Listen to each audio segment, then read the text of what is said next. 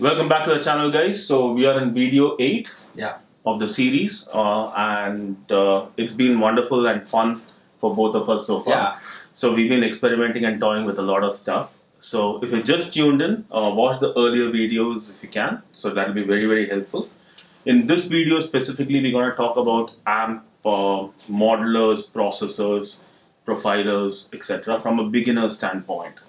So before we go further, hit that subscribe button, guys. So we do it for fun. Yeah. So it's been fun all the way. So we would really appreciate if you can hit that subscribe button.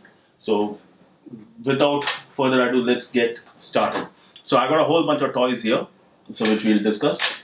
And before we start, so when we talk about guitar processors, modelers, profilers, or anything that a beginner guitarist needs to boost his sound, you have to understand what they do first. So the most important thing is they all do, or at least aim to do the same thing. All the processors and modelers, simulators, whatever you talk about, are trying to emulate a tube amp or a particular guitar pedal, and they bundle all of that into a package so that it's easier to use. It can get very inexpensive to ridiculously expensive. So that is what we are trying to discuss here today from a beginner standpoint. So number one, they all aim to do the same thing. They're trying to emulate a tube amp, a few pedals, throw in a bunch of modulation effects, delay, reverbs, etc., and it becomes a package. Why processors or amp modelers or any of these things? It definitely works out cheaper. If you as a beginner, if you want to buy a tube amp and you want to buy the pedals and the whole 9 yards which is packaged into it, the real thing, it's gonna cost you, rough estimate, around 50 to 100x of a price of a processor. So that is the reason we tend to use the walk into the processor world. Personally, given a chance, a 5-watt tube amp and a guitar plugged straight into it should sound heavenly, but we need more. That's the reason we use these processors, etc. Now, before we go further as to what is available for you to choose from, a few things that you need to consider, and I'm addressing Shiv also here because he's a beginner and he's been toying around with a lot of equipment. And we'll ask him what his opinion and what he's been doing as a basis with these processors. We'll take his feedback also later. So the key things that you need to consider is, what kind of player are you? Number one, are you a bedroom guitarist, or are you a gigging musician? Are you a recording musician, or a combination of 2 and 3? So each of these processors will have functionalities built in which is specific for that purpose. The most inexpensive processor versus something like a top end, very expensive one, like maybe a Kemper Profiler or a Fractal, any of the Fractal products. They are expensive because they have multiple options which you may not use. Not considering where you are in your guitaring experience or what you do. So that is one of the key points that you need to keep in your head when you're actually hunting for a unit. Now, the toys that we have here today this is something which I bought primarily to use as a headphone amp, to be very frank with you. I don't know, this is the cheapest guitar processor in my opinion out there. It doesn't even have, you can't step on it, so you basically, it has a few effects. Yeah, you just tap away. And one of the good thing is, it's not, it's compact. It can go into your gig bag, and it has quite a few effects built in. And I especially like the bassman effects built into it. The bassman simulation which is built into it. It's really appealing to my ears and sounds very close. You can also walk a little bit on the analog side. So this basically gives you 3 amp simulations. It gives you 3 settings within those amps, mic positions, and then of course you can tweak like a pedal. So this is an analog one. This is a little more expensive with a lot of effects put into it and sounds good.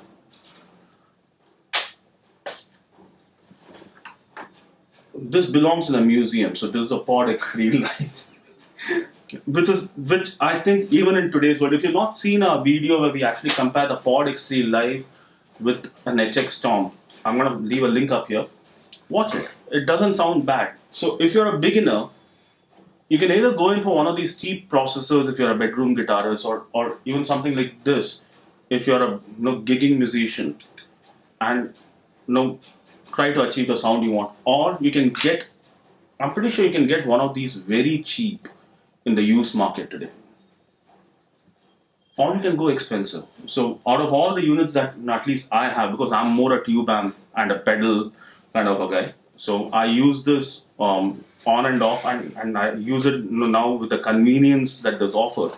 I've been using it a lot in both of us have been using it in our tracking. This is the HX Stomp, so this is the most expensive one I have. Now, what is the difference between all these units? That's the key discussion. The input options, the number of outputs, the type of outputs, the quality of the effects, which is most important, quality of the effects or the simulations inside, and the ability to load and integrate with other sources.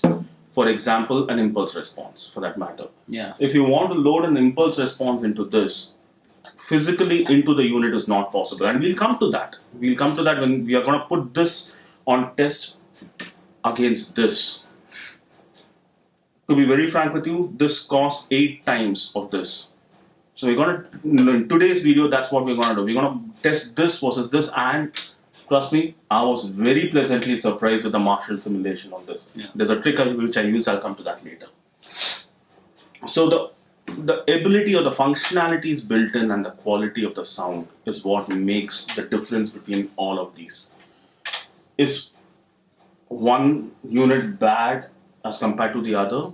Holistically, yes, maybe, but there will always be certain sounds in certain units which is very, very usable. As I told you, the basement simulation in this is something which I really like.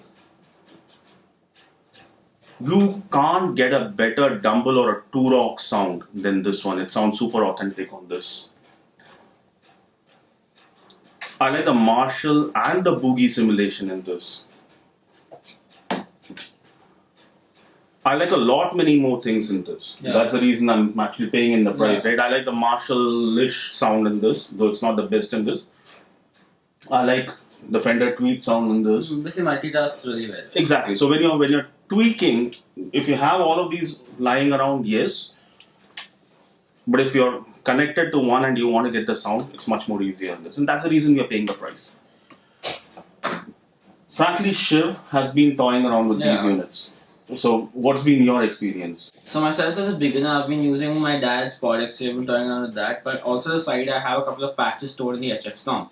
But I use whatever gives me a good sound. Including amp simulators. You do use amp simulators also. Yeah, I use a lot of And in the testing, what we're going to do is, the bass that you hear when we are playing something on this is actually on an amp simulator. Yeah.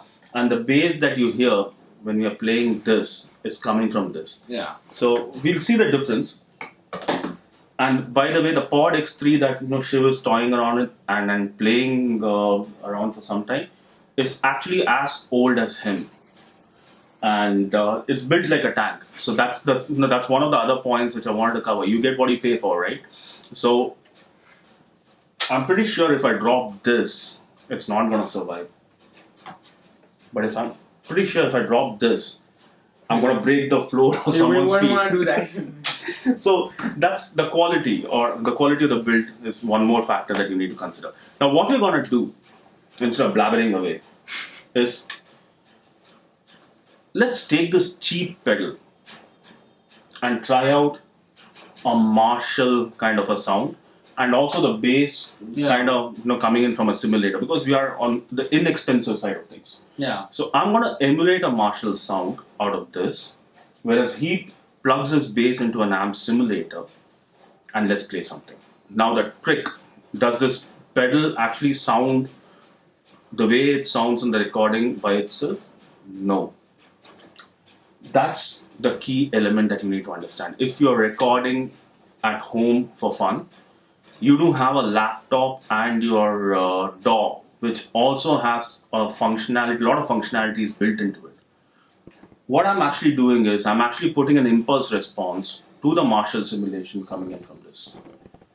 And you can actually hear, I was pleasantly surprised. As I told you, I'm planning a video on this unit. I was pleasantly surprised by the sound that this produced.